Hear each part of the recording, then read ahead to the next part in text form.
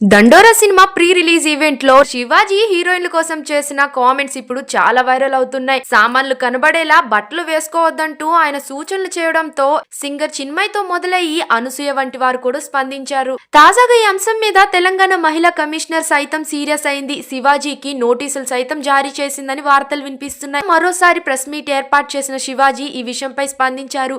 తాను ఎవరిని ఉద్దేశించి మాట్లాడలేదని చెప్పుకొచ్చారు. ఈ మధ్య కాలంలో హీరోయిన్లపై అసభ్యంగా తాకుతూ జరిగిన కొన్ని సంఘటనలు తన దృష్టికి వచ్చాయని, వాటిని ఉద్దేశించి చీర కట్టుకుని వస్తే ఇలాంటివి తగ్గుతాయనే ఉద్దేశంతో తాను మాట్లాడానని అన్నారు.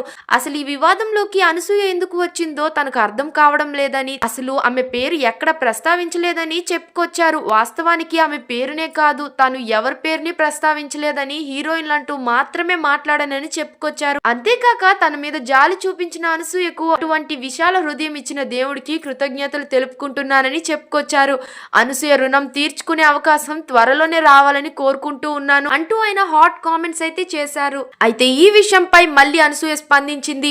మీరు ఏది పడితే అది అనేసి అమ్మాయిల బట్టలపై కామెంట్స్ చేసేసి సారీ తప్పైపోయిందంటే అది అయిపోదు అంటూ చెప్పుకొచ్చింది. మన పూర్వీకుల్లో పెట్టికోట్లు బ్లౌజ్లే లేవు. అప్పట్లో మగవాళ్ళు నిష్ఠగా ఉండేవాళ్ళు.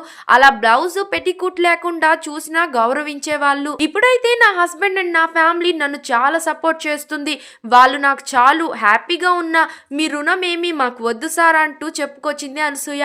ఇక నెటిజన్లు అయితే అనసూయ పైనే మండిపడుతూ ఉన్నారు. నెగిటివ్ కామెంట్స్ తో కామెంట్స్ సెక్షన్ అంతా నింపేస్తున్నారు. శివాజీ అన్న తప్పుగా మాట్లాడినా మంచే చెప్పారు, చెప్పే విధానం తప్పైనా మళ్ళీ క్షమాపణలు కూడా చెప్పారు.